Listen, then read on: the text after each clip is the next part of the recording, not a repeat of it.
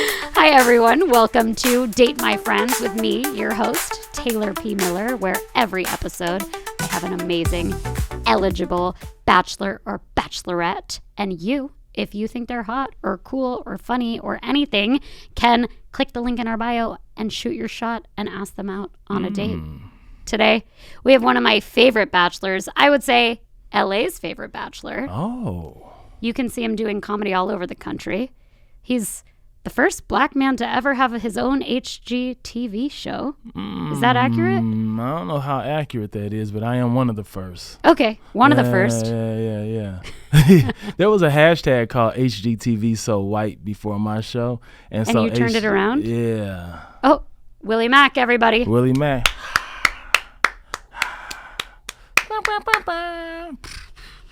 How is Flipping Homes going? Flipping Homes is going fairly well, actually. Me and my brother have our 3 commercial buildings that we are... I didn't know you were doing commercial. Yeah, so we bought 3 commercial buildings a couple years ago, and one of them we're turning into a coffee shop.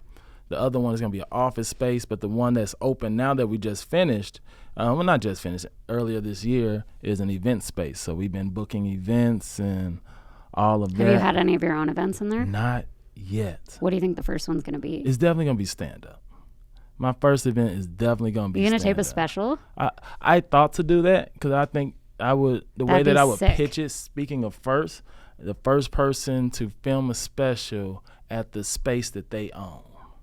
Like, I think that would be pretty cool. And then think you'd have no overhead cost. I would have no overhead costs. I know the owner.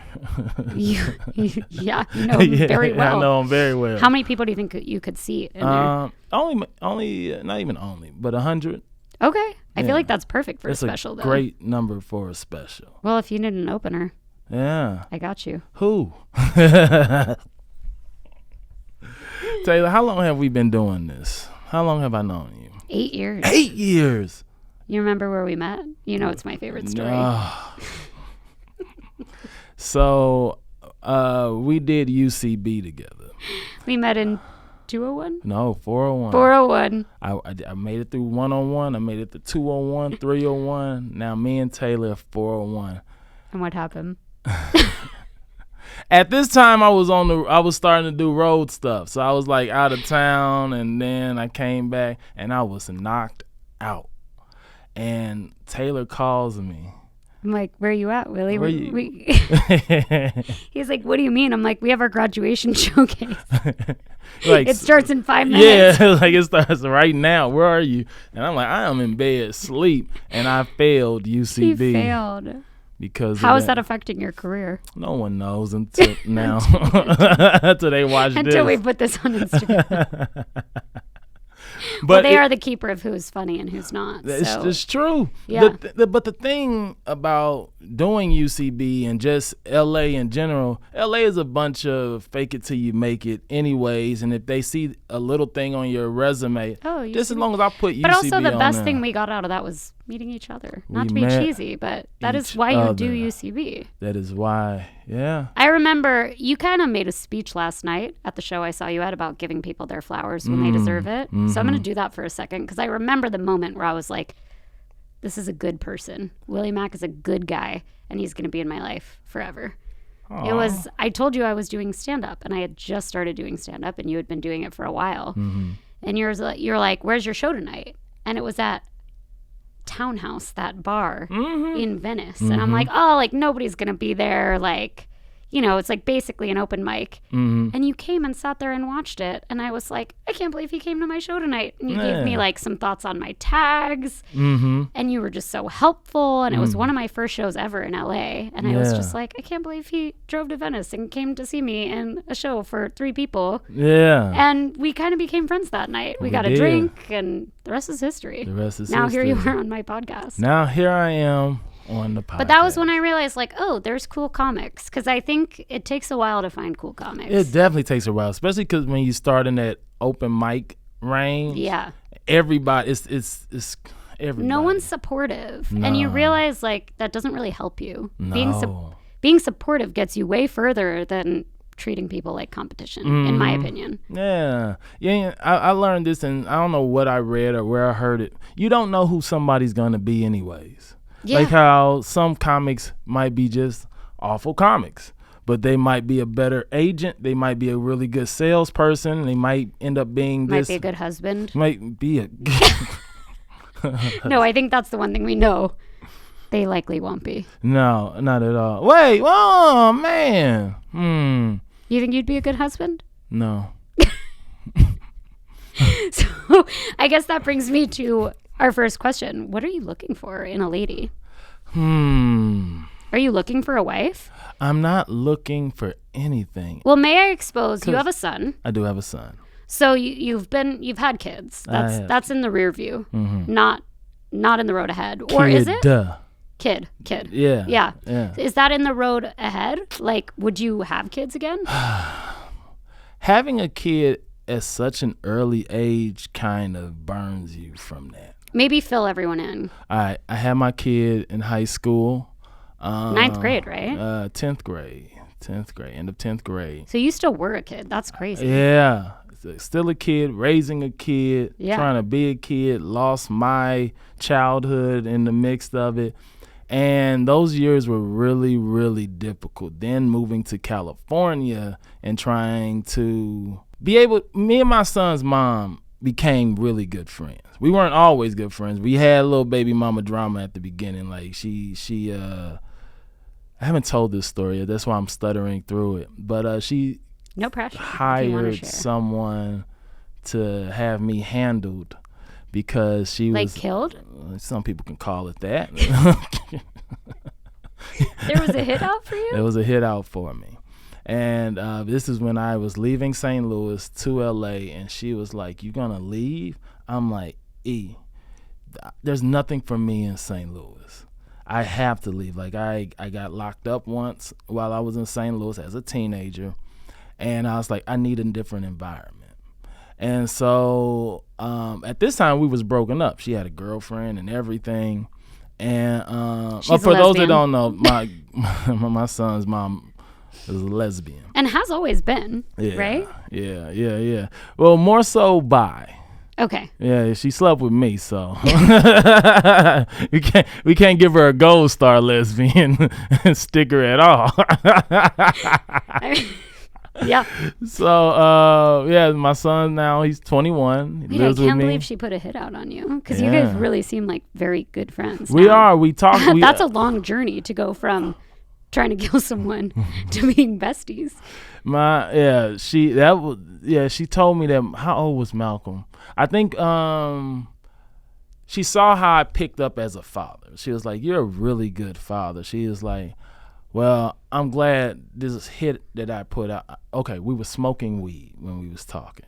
Me and her got high. I was down in Arizona where she was at the time, and it was just one of those moments where we was both kind of giving each other flowers. Like, man, Malcolm, like I said, was maybe like, let's say 12, just for humor. And we're like, we did all right. And she's like, I'm proud of you. I'm like what you're doing. So I was doing more commercials at this time. Like, I've done very well in commercials. Don't I know? Every time I turn on my TV, I'm like, there's Willie. Yeah. There's Willie again. Yeah, that's what started the money with even for me and my brother's business, because he was like, what are you doing with all the money you making in commercials? I'm like, I got it stacked up in the bank. And he's like, you're so stupid. You're just going to let the banks Gotta buy real estate. Gotta buy real estate. So we started doing that. Always appreciating. So I'm smoking with her, and she's like, can I tell you something, Will? And you don't get upset. I'm like, okay, now what? Go ahead. She was like, I hired someone to put out a hit on you because I was so mad that you left. And he was like, if you were gonna leave St. Louis, you might as well just leave the earth, in so many words. She doesn't all fuck together. around. Oh, my son, mama don't play no games. She was also my high school bully. Like, she had hands and everything. Man, yeah. So that's crazy. You say you gave up a lot of your childhood raising him, but I feel like watching you two be adults together, which you are right now, is really awesome. I mean, you guys are making content together. You were roommates. You're picking up women together. Like the life that you have had with Malcolm, I think most people have not experienced. Yeah. And most people will not experience unless you have a kid. Probably for the best. Probably for the best, yeah. Well, it depends on what kind of parent you're going to be. Like,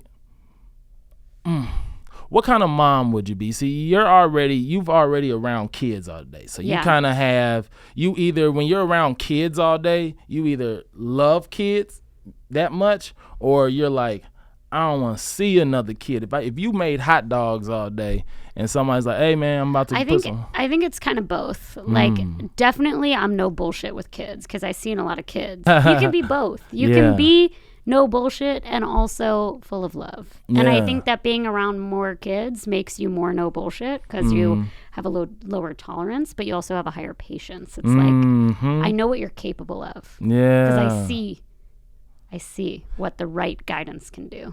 And the child conversation is a very important conversation because, like, how do you want kids? Yeah. Do you want kids or do you just want, I want a kid? I mean, I've always pictured myself having 3 kids just because I'm one of 3 and, like, I can't imagine a home with less than 5 people in it. But I don't think I could probably afford it in this economy. Well, it was a different economy in the 90s when my parents were popping them out. And they were not comedians, you know? They weren't Selling comedians. Insurance and podcasting is 2 different ball games, you know? So if money wasn't an issue. Oh, 3. Or 4. Or 4. Dang. See? Somebody needs to know that. If money was no issue, 4. But, because at a certain point, what's the difference between 3 and 4? A lot. Well, they play with each other. When you have, I think that 2 is easier than 1 because 1 you got to play with all day. 2 they play with each other. Like when I babysit, I'm like, I don't like babysitting only children. You got to have at least 2, preferably 3, because then they just play hide and go seek and you just chill. You know. See, the other thing about just kids, like I'm one of 5. I'm the oldest of 5 boys. And how did you like growing up like that? It had its, like you're saying, I had somebody to play with. All the time. But we were all so different. Same. Me and my brothers are so different. And are they different too? Or like everybody's like... We're all so different. Yeah. I mean, like, they're men of few words, which obviously I'm not that. We're just all, I mean, we're all really dyslexic, which is hilarious. Because, like, none of us can read. Yeah, that's funny. But just, like, very different personalities. Yeah. But I feel like I was never bored as a kid. My house was crazy all the time. And I like that. I like living in chaos. See, now that's another thing. I don't. I like peace. You like your peace. Oh, I like peace. I'm a loner. It was one of the hardest transitions for me when Malcolm moved in with me full time. I had a 2-bedroom to myself. One place was my office. The other one was my room. And I'm like this. I'm coasting. And then it's like, Dad, I want to live with you. And I'm like, oh, okay, sure. So I had to turn that bedroom or my office into his bedroom. And then I'm a clean freak. I'm one of those, like, if I can't rest until this is clean. He's like, I'll get to it eventually. No, I won't. So are you open to having another kid? Like if you found a woman that was like, I love you, I need a kid. You don't have to make a firm decision, but. Here's my soft decision. I like the idea of kids, but I'm also a workaholic. And I feel like I don't want to be in a position where, like with Malcolm, I was a workaholic. I was editing, I was doing stand up at night, I'm auditioning, I'm trying to travel and all of that. So I'm a workaholic. I like to work. I want to travel, I want to do stand up, and the amount of attention that you have to give a kid to be a good parent per se for me is that attention. Like I was talking to Malcolm, we was driving, and this was maybe like only 2 weeks ago. We was driving past this high school and they was playing football, some kids, whatever. And he's like, man, I wish I would have played football. I think I would have been really good. I said, really? He's like, yeah, I always wanted to play, but Mom wouldn't let me. And I was like, in my head, I was like, I would have completely let you play football. I would have told your mom, like, hey, let him play. But I wasn't thinking about that because I was dealing with my own this, and that.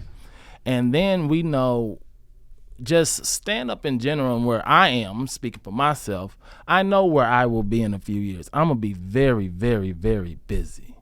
Now, I have to have a discussion with whomever I would have a kid with about that, because sometimes the mother's going to be like, where are you at? You need to be here. And I'm like, but I want to do this. And you got to figure out that balance. So it depends and on sacrifice. the partner. Yeah.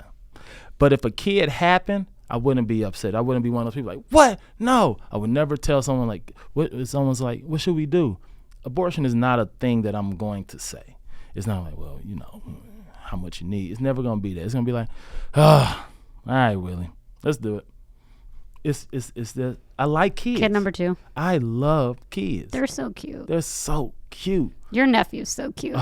Every time you post him. He melts me, man. That boy is something else. He is so cute. So I get my fulfillment through being a dope uncle. Let me have him for the summer. I'm a fun aunt. You're a fun aunt? Love being an aunt. Yeah. How old are your nieces, nephews? I have one niece. She's about to turn 2. Yeah. Yeah. It's so fun. Yeah. You just get to be the fun one. You come in, you play, you leave. Now, dating women with kids. Do you do that a lot? Not a lot. You don't ever, the kids don't make or break it unless you just have a really bad kid. Like, some people have bad kids. Yeah, like, and with all the new like gentle parenting, the kids are getting worse. And I'm like, can I say something to them? No, you can't. I got it. That's an interesting thing right there. I've never dated anyone with a kid. Should I try it? I was just talking to this guy on Hinge, and he was like, just to let you know, I have a kid. Nothing's wrong with them. I know. I just feel like a kid is a slip up. A kid is unless it was one of these playing kids. Where I just feel like, and maybe I shouldn't have rules in my head, but I feel like I have all these ages where I'm like, all right, I'm not going to date anyone who's divorced until I'm 30. Now I'm open to divorced because, that's who's available as you get older. Then I'm like, at 35, I'll start dating single dads. That's so funny. It's like every age. I'm like, okay, when I turn 30, divorces are fine. But like, I really want to be someone's A plan. That's like my, it's like, my virginity joke that I tell him, like, ideally, I'm someone's first wife. I can give up that dream by 30. By 35, ideally, I don't want to be a stepmom. But, by 35, I might be a stepmom. Like, yeah. I don't know. What's my next thing after that? Then what do I give up on? You're going to have to give up on the age of the kid. Like, how old? What? Like, if it's a brand new baby, or is it 4 years old, 5-year-old, or like if it's me and like, yeah, my son's 21, he about to be 22. You're like, damn. I need to think of my next thing. Like, okay, when I'm 40, I'll date someone. Yeah. Like, I don't know. I'll be in a polycule. You know about polycules? Like polygamy. Yeah. Right? Yeah. By 30. My goal is to be someone's first wife. If that doesn't happen, I'll be a second wife. If that doesn't happen, I'll be a stepmom, and then I'll be polygamous. I actually think being a sister wife would be dope. Like, because I just love, I'm a girl's girl. Like, imagine you're in a house, there's 4 girls, you can raise the kids together. Like, I think the sexual part would be hard for me because I'm jealous. But if that wasn't an issue, if you're like, oh, just 3 of your friends can live here and you can all raise the babies together and you can all change diapers together, I'd be like, hell yes, bring me the sister wives. So I'm in for team sister wife.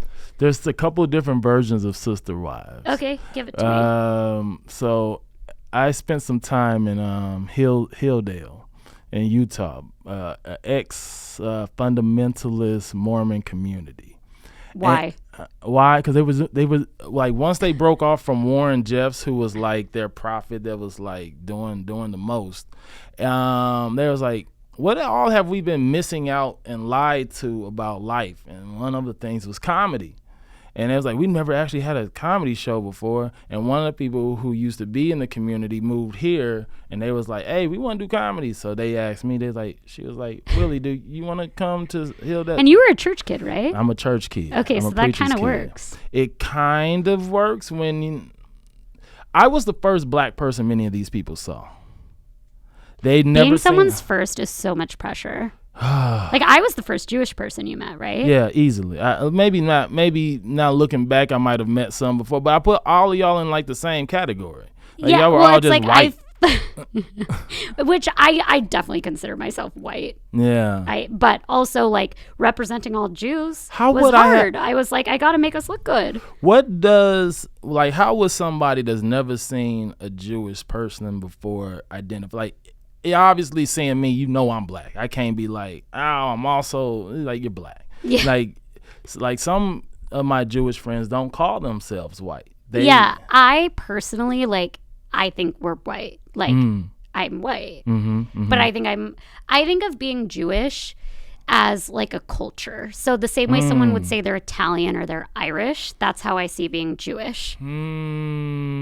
Does that make sense? Yeah. I feel like it's like a culture. Like there's a language that goes with it, and there's like genetic like diseases that are more linked to being Jewish. Like it's definitely a culture, but I think I'm also white. I think both of those things can be true. That's fun. Like Irish people are also white. Yeah. Italian people, I guess they kind of come in different colors. Different colors, different flavors. There's some different Italian flavors. I know some dark Italians. Yeah, I've seen a couple of them. Yeah. They like the color of that chalkboard. Yeah, they look like Indian almost. Sri Lankan. Now, it wasn't until I moved to California where I was actually open to dating outside my race, but it still took time even for that. So, do you? I thought you've never. No, I'm saying I'm open to it. Okay. Yeah, I've never done it, but at first it was out of fear because, like I said, I grew up South Midwest.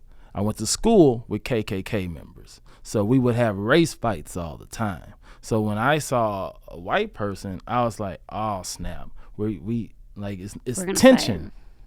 And so there wasn't. I did not see any mixed couples growing up. I did not see it. So when I moved here, I'm like, "Oh, there's a decent amount of mixed couples," but there was that stigma of once a black person makes it, they're gonna go with a white woman.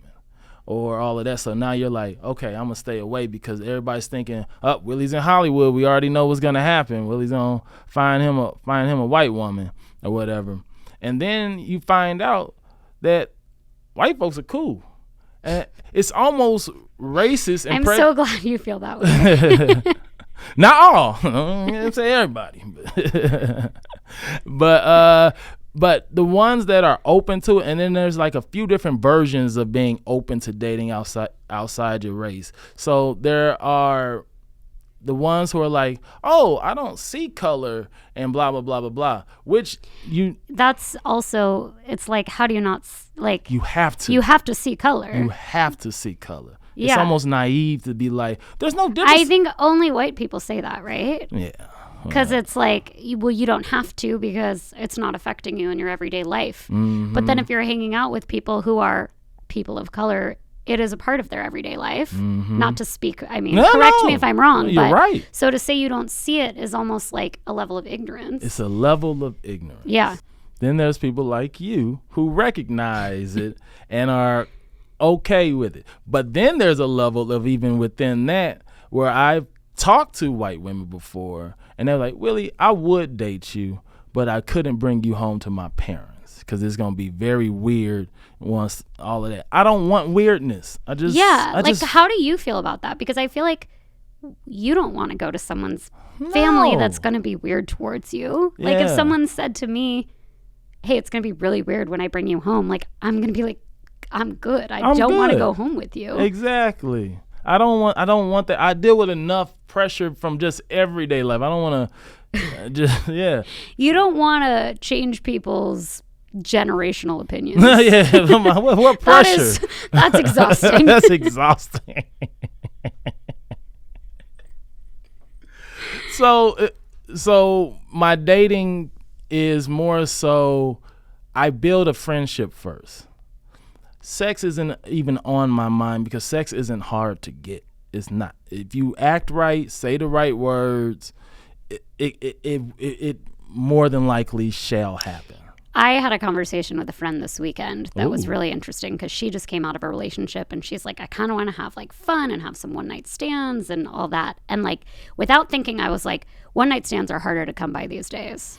And then because I haven't been having a lot. And then I thought about it and I'm like, I think the reason that I had more one night stands in my early 20s than I did, like, because at first I'm like, am I just like not as hot as when I was younger, which is definitely not true. I've had a glow up. But I'm like, my standards are higher now. And that's why I'm having less one night stands. Like when these guys that are hot but a little gross are hitting on me 6-7 years ago, I would have been like, fine. He's hot. He's a little gross, like kind of an alcoholic, kind of gives me the ick, but like whatever, it's just sex. Yeah. I find myself now being like, ugh, like even though I want to have sex, I want to have this one night stand, if I find, like if I get the ick, it's very hard for me to sleep with someone like that now. No, I'm the same way. It's so weird and that for me, and I don't know if this is a real thing, it's something that just chemically triggers in my mind. I can smell certain women's aura, and not just like not on no weird shit, but it'd be like I'll just be walking and I'm like, oh, she's cute, but then something will hit my nostril maybe at the right time. No, I'm I like feel the same way. I'll just be like, ugh, like he's cute, like he's conventionally attractive, but like yuck. Yeah. Yeah. So now I'm looking for more of like who's cool, man. Who's cool? Like not. I think that is a perfect segue into my next question, which is like, what are qualities you look for in women? The qualities that I look for and the qualities that I guess will accept and are two different. They're kind of different. As a person that grew up traditional, my dad was my mom's first, and she's the one, 5 kids, and I like that. That's cute. But the lifestyle that I live doesn't give me those type of freedoms. So now what I'm looking for is, I'm a cuddler, all right? You gotta like cuddling. I like being the big spoon. I'm like. Hey, do you like being the little spoon ever? Not really, cause you remember my bitch ass ex? Yeah. He was only a little spoon. He was only the little spoon. Does that surprise you? I mean, I didn't know he was only. Every night. Damn. He would say, I can only sleep on this side. And it was the side that was facing away from me. That's hilarious. And he'd be like, yeah, because like, I just am used to sleeping on this side. And I'm like, okay, but I want to cuddle. He's like, yeah, just cuddle me. Oh. But I think he might have just used that as an excuse because every night for a year I was big spoon. Oh. And what's so crazy like about that is that you didn't move. He could have, like, if he's like, I like laying on this side, and you like behind him, it sounds like it's just a scoot over. No, he would have had to change sides of the bed because he had to be on his left shoulder to sleep. He had to sleep on the left shoulder. Interesting. And he slept on the left side of the bed, which would face him out that way. Yeah. So he was, but he had little spoon energy. Do you like being cuddled? Yeah, but I also really like cuddling. Yeah. Like, I like being the cuddler. I feel like in most of my relationships, I'm always the one being like, come here. And, like, that's the same as, not to, like, weirdly compare men to the preschoolers, but, like, I feel like that's what makes, I'm so touchy. I'm, like, the lover. I'm like, you're so cute. Like, I don't need that I like giving it more than I think I like getting it. Yeah. You're a nurturer. Yes. Now, no one's ever said that. This is just my theory. There are like 4 different type of men out there. Okay. And that, like, let's say you date. There's alpha men that are just overly macho. Men don't cry. Men don't go to therapy. Men just macho all the time. You got beta males, the ones who wants to be cuddled all the time and never want to be the cuddly. How you never want to be the cuddly? Anyways, the cuddler. Yeah, I'm thinking employee. Yeah. Like no. So that's beta. Then there's beta alphas. Now beta alphas come off soft, but they will step up if they have to. That I think is the best option. Yeah. What's the 4th? Well, alpha beta, people who are like this all the time, but then they're really kind of timid. It's kind of like that's you. Right? No, I'm beta alpha. Okay. I'm beta alpha. Like I feel like you're a mix. You could be both. You can be both. It's kind of like there's this thing called the color theory, but there can be pieces of each one of those in you. Alpha betas are more so the guys that are macho or act macho, but they really on. I don't know how else to say it, but they on some bitch shit. Mm-hmm. Like I've dated a chick who she went through an abusive relationship, and he wouldn't be abusive to another dude, but because he know Will Smith, I hate to say it a little bit, like he knew he could get Chris Rock, but 50 Cent been talking about Jada forever. Why you ain't go slap 50 Cent? Nah, you ain't gonna slap 50, huh? Still, there's those folks as well. I lead from behind. I'm like, all right, what you gonna do? But I'll have like a plan B in my. I think that's what I'm looking for, like a beta alpha. Yeah, because you want your man to step up when you need him. Mm-hmm. But someone who's too aggressive to the world. Mm-hmm. You would need a beta alpha. I see that. You're too much of an alpha to be with another alpha because if someone tries to tell you what to do. Yeah. Also, I mean, I think being a female comedian, like, you got to be with someone who's okay with not always being the funniest person in the room. Not a lot of guys can handle that. Mm-hmm. And it's really sexy when they can. Like, I love when a guy will just be like, whoa, it's so hot that you're funny. Yeah. You know? And like really mean it. Because a lot of people say that. Mm-hmm. Like everyone says they want a funny girl until they're funnier than him. That's true. That's 100% true. I think when a lot of guys say they want a funny girl, they mean they want someone to laugh at their jokes. They want someone who can laugh at humor, not someone who can make the jokes. I need someone that is a funny girl because. Would you date someone funnier than you? Yeah, that would. If anything, that would help me out. Yeah. Yeah. I prefer to hang out with people funnier than me, and I think most of like my best friends, for the most part, are funnier than me. Like Rachel, she's funnier than me. Yeah. And she doesn't like when I say that because she's like, you're a comedian. And I'm like, yeah, but I'm trying. Like, I'm writing those jokes. Right. You're like funny in the car at 8 a.m. Yeah. Like always funny. Yeah. And that's why she's my best friend. I'm like, it's so cool to hang out with someone funnier than you, especially when you're a comic. Because like, my brother is funnier than me. He's so funny, but he's not in the industry. Is Rachel in the industry? No, she's a nurse. See, that's what makes people that are not in the industry funnier because we're so worried about saying the right thing, the wrong thing, who we gonna upset. Yeah. So it takes away from some of our funny. That's why you hear these. And it's so cool to be funny, like as a hobby. Yeah. Like how we were talking about hobbies before. It's so cool to just be casually funny. Like it's kind of embarrassing that we're trying to make money off being funny. Mm-hmm. People like Rachel and your brother, they're just funny. They're just funny at their day jobs. Yeah. And they're content. Yeah. So that will lead me to another thing that I'm looking for outside of someone that can understand my humor, understand my career, and that I'm going to be on the road. There's going to be some birthdays I miss. There's going to be some anniversaries that I miss. But that's kind of what you sign up for. And that's probably what's been the hardest for me in relationships before is that because there's this interesting balance of we like these people who are not in the industry. Like I like a woman that's not in the industry, but at the same time they do understand. Yeah. Yeah. Yeah. You saying they do understand? No, industry people understand more. Industry people understand more, but industry people are all. It's kind of like, I'm gonna just say it like this for myself. I wouldn't want to date myself. I know who I am. I'm goofy all the time. The stuff I don't take serious. Opposites attract is a real thing.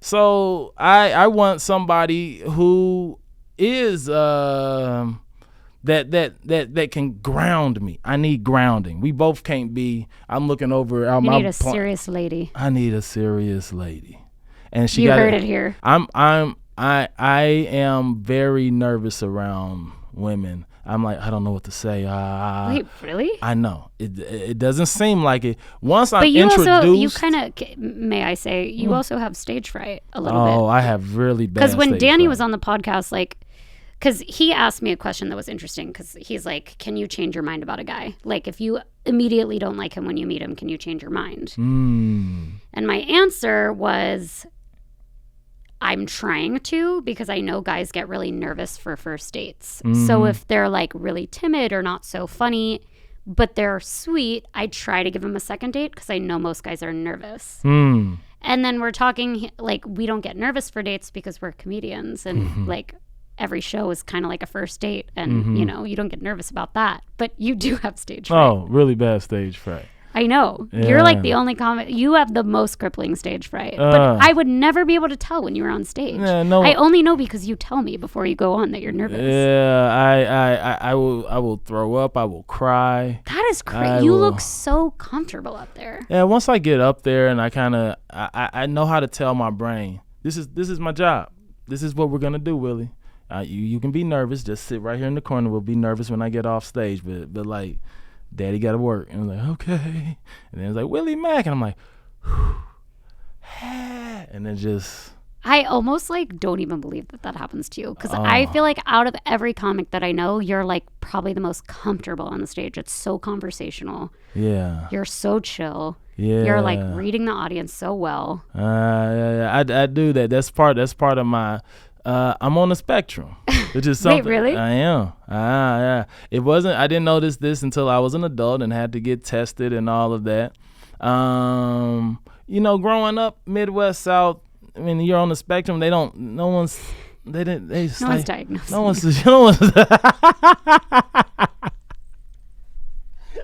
It's like he just read a little. He's just a little off. He's a little weird. Yeah, he's just a little weird. That's what I was just saying. Unlike my Jewish parents who were like, "Oh, you just stumbled on your word. We're gonna get you tested right now." Really? Oh yeah, I got a psychoevaluation test when I was 6. Got diagnosed with dyslexia by 6.5. I started seeing my therapist at 7, and I still see her to this day. What? That is some Jewish shit.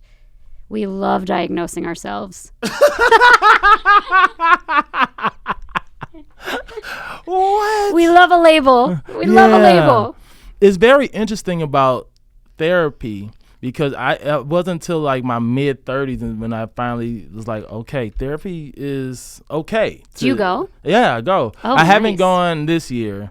But I was going. I took some time off because I got to a point with my therapist where I felt like I knew more than they did. Do you see a guy therapist or a female? It was a guy therapist. But now my new therapist that I want, and it's going to sound crazy, but let me explain it to you. I want a flamboyant, gay, black therapist. I feel like okay. I need a Good luck finding no. Put that on Craigslist. seeking flamboyant, gay, black, male therapist between 30 and 36. It's because I was like, I need somebody to understand my struggle. Yeah, I feel like you couldn't really see a white therapist. That'd be weird. Like I wouldn't see a male therapist. I'm like, half my problems are about the female experience. So that's why I've narrowed down race and now gender. But why do you want gay? Because I feel now this could be completely wrong, but this is my theory. They understand both sides. That's why I went flamboyant. Not just gay, but flamboyant. They have the feminine side that I can be like, yeah, and then she, but they also have the male side where I'm like, yeah, and then you know how it is, bro. But you feel me, sis? So that's what I was looking for. I feel like most of the flamboyant guys that I know don't have that perspective, but maybe. We're going to get canceled for this podcast. I know. This to thank you all very much. Okay, wait. So we were talking about being alpha. Mm-hmm. Do you make the first move on a date? No. Like if you want, never. I'm too scary for that too. Now, but it's a different fear. Wait, so you won't, like at the end of a good date, you wouldn't lean in for a kiss? I will have to, I try to read the room. If anything, I will ask. Is it weird to ask? I had a guy recently be like, should I ask if I can kiss you? Which was very meta. That's definitely. Mine is more like. I think I prefer a lean in, but I usually make it pretty obvious when I want to be kissed. Please tell me. I just think I will, to quote my friend Frank, square up at the line of scrimmage and make eye contact. You know, you got to face your body towards them, fucking look into their eyes right at the end of the date.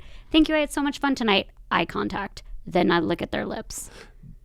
You gotta This look at their lips. feels like a Elaine and Seinfeld conversation at the diner right now. You gotta lock eyes, Uh-huh. look down at their lips, look back at their eyes. Mm. I think it's obvious. No, I think that- it's easy to know when I want to be kissed. Yes, everybody doesn't do that though. Some, Really? Yeah, I've like been on a lot of first dates, a lot of first kisses, so yeah. I would say I know what I'm doing. So if I'm driving and like I pull up to her crib, this is usually where the kiss. This is where the kiss happens, or do you kiss? I where think would- usually I drive separately because I'm dating strangers primarily. Ah, yeah. So I'll take my own car or an Uber, and then they'll walk me to my car, and it will happen outside the car. Mm. But I recently, like in my older age, in my more recent age, I should say, I haven't been kissing on first dates. Usually second dates. I think that's around the perfect It's usually time. a hug for a first date, Yeah. a kiss for a second date, and a little more than that on a third. Third. If he's lucky. If he's lucky. Now, do these dates have to be like when I date, I do activities. Like once, especially if you come over to my place, like I have like a candle making kit, I have soap making kit. I love activities. I have canvases, and I'm like, let's have a paint night. That sounds fun. Yeah, that's the Can I kind of come guy. No, you can come over. It wouldn't because it's you. It wouldn't be weird like that or nothing like that. But yeah, let's paint. yeah, Right. But I do this. That's what I do. I'm in a wine club, so I have like 60 No, bottles. I like activity dates, but I think I sort of have. I'm trying to be better about this because I feel like I almost have dating down to a T. It's like a job for me. Like I wear the same outfit, I do the same thing because I just like have it down to a science where first date is always a drink or a FaceTime if I don't get a great vibe right away. But first date's always a drink. First date's a vibe check. Are you normal? Can you make eye contact? Do you have a job? Do you look like your pictures? Just are you freaking normal? Because so many guys these days are not normal. I have made the mistake of like, oh, let's go to a concert. And then I get there and they're just, you just shared that you're on the spectrum, but I will say they were very much further on the spectrum than you. And then you're just stuck at a concert in Venice for like 3 hours. Oh. Yeah, so nope, drink by Have my you house. ever ghosted someone? Like, Yeah. Yeah? I have a rule for myself, though. Okay. I think ghosting is fine for both parties until you've had sex. After you have sex, you can't ghost. You have to tell them you're not interested. Yeah. If someone is inside my body and mutual ghost is fine. If we have sex and then I don't text you, you don't have to text me. You don't have to text me out of the blue and say, hey, I'm not interested. That I think is kind of rude. If we have sex and 2 days later you just say, hey, Tuesday was fun, but I'm not interested. Why are you saying that? I didn't reach out. But if we have sex Tuesday and then I'm like, hey, what's up? How have you been? And you're not interested, you better tell me. You better say, I had so much fun. It's not really a match for me. I wish you the best of luck. Yeah. But I think before sex, if you ghost, It doesn't. I think if someone says like what's up or asks you out, you can tell them you're not interested, but I don't think it's that big of a deal if you ghost. It wouldn't hurt my feelings. Yeah. Do you have red flags? Oh, You yeah. have like But mine are basic. Like not having a car, red flag. You need a job. If you don't have a job, red flag. Like these are very basic. Smaller red flags. Someone did this to me the other day. I didn't even know this was a red flag until it happened. But like after the date, so like a lot of times after a date, if I have fun, I'll be like, that was so fun. But he said to me, did you have fun tonight? I didn't like that. That's so fucking beta.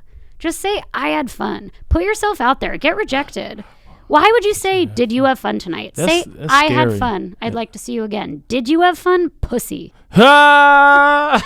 You're so scared. Like, did you have fun? Okay, so if I say no, you're going to be like, yeah, same. Like, and if I say yes, you'll be like, yeah, same. Like, put your fucking feelings out there. Is it really going to hurt your feelings that much if you say, I had a lot of fun tonight, I'd like to see you again, and I say, cool, it wasn't a match? Is you that going to dodged kill a you? bullet. Yeah, that's, did you that's have kind fun? of psycho-y. Ugh. Like, did you have fun tonight? Yeah. Like, if I said no, then what? Like, just Everybody I thought that has was fun. so lame. Like, dried me up right away. I just don't like when someone's like so soft. Like, I hate when someone's so insecure. And I'm trying to, like, my therapist, my mom is like, you gotta date the shy guy. Shy is fine, but like, then be fucking confident about being shy. It's just like, you're fucking at least 30 if you're on a date with me. So like, just, can you know who you are already? Ooh, bars. Yeah. Like, what have you been doing for 30 years? You're still trying to find yourself? Yeah. Find yourself. And there's a mixture of find yourself, but also seeing the path that you're on. Because, like, it wasn't until, like, after mid 30 for me when things really just started solidifying. My money came in and, whatever. But that's because of the industry then. Like, like, be confident in not finding yourself. Like, I'm kind of broke, but I'm confident. I'm like, I'm broke, but I'm hitting my minimums on time. and I got a plan to not be broke. Will the plan work? Yeah. Time will tell. Time will tell. But I feel confident in it. Hell yeah. This podcast is going to get hella sponsors. We're going to have mad ads. Yes, and then, no more broke. No more broke. But I feel confident in all my choices, even the choices that maybe aren't conventionally good ones. Because you learn something from it. Exactly. Yeah. You learn from your mistakes. Hot take. Your mistakes. Hot take. All right, should we do the lightning round? Let's do the lightning round. All right, I am going to ask you this or that dating questions. These are your preferences, not for your partner, but for you. Are you ready? Yep. All right. Would you rather go out or stay in? Stay in. DoorDash or cook? Cook. Hulu or Netflix? Ooh, Netflix. Have you seen The Perfect Couple on Netflix? No. Fucking crazy. Is it? Are you a White Lotus fan? No. Okay. Have you seen it? No. Okay, it's similar. It's like a murder mystery. So now I need to watch White Lotus. I mean, watch the second season. Second season? Go straight to the second? Yeah, they don't. It's two different stories. Got it. Good. Okay, wait, next one. Apple Music or Spotify? Ooh, I have. This is like green text or blue text. I know. But which one's the green and which one's the blue? I already know that the green is going to be Apple Music. Okay, I agree. And Spotify is so complicated to me. It's so many different genres, and Apple Music but is you can literally be like, to Spotify, I don't know if you can do this for Apple Music, but to Spotify, you can be like, dinner with a girlfriend I haven't seen in 2 weeks. And it will create a playlist? Like, yeah, that's maybe just someone else has already, like, there's so many playlists. Like, so you can get on other people's playlists? Yes. You can listen to my playlists. What? If you're friends with me, just click on me. Click on my playlist. So it's like okay. There's also an app where we can see all our overlapping music. What? Oh, I like Spotify. Now I got to learn Spotify. Yeah. It was that type of. It's like using an Android, like you're saying, Android or iPhone. iPhone. You had an Android for pretty long, didn't you? But it's because Android takes better video and better pictures. But industry-wise, I had to get an iPhone because my agent be like, send me this right now, just iMessage it to me or whatever. And I'm like, dang it, I couldn't do it before. So I got my iPhone so that I can do that. But have you seen the pictures on Android? Yeah, they can be good. But when you send them to an iPhone, it looks like ass. Yeah. All right, I got a couple more. Activity on a weekend or like stay in and cuddle? Jesus, that's a good one. Because I do like a good activity. I'm an outdoors person. I love hiking. I love going to Joshua Tree. But to stay in and just cuddle, no, I'm going to say I'm going to do activity on this one. Here's your last one. Smoking or drinking? Smoking. Okay. Yeah. I wasn't sure what you would say. I would really say edible. But like, because option 3, door 3. Door 3. Drinking is so wild. That hangover the next day depends on how much you drink, I should say. Oh yeah. No, I'm like kind of off drinking, like only for birthdays, occasions, like yeah. I like wine with dinner. I love wine. Red or white? Red. Which one? I love Cabernet Sauvignon. My fave. I also really like Malbec. Okay, I can see that. I would guess love that. wine. I just think it tastes so good. Yeah. Yeah. I have the one. I'm a fan. I'm gonna say the name all wrong. I think it's German, but it's a Gerichte. It's a wine that starts with a G. And that's all I got for you. It's a red wine, and it's the perfect mix of. It's so delicious. It needs to be sweet for me. Okay. It needs to be on the sweeter side. So then Cabernet is like generally sweeter, I think. Yeah. I don't know that much about wine, but I know when I drink one that I like and when I drink one I don't like. Like I'm very particular about what I drink, but I'm not like, oh, I like this because it has a smoky finish. I got the perfect wine for you that I want you to try, and I want your opinion on. Okay. All right. Well, next time we hang out and do painting at your house or candle making. Done. All right. That has been Date My Friends with Taylor P. Miller. If you want to go on a date with Willie, please click the link on our bio. Send us a little picture of yourself and ask him out. Deuces.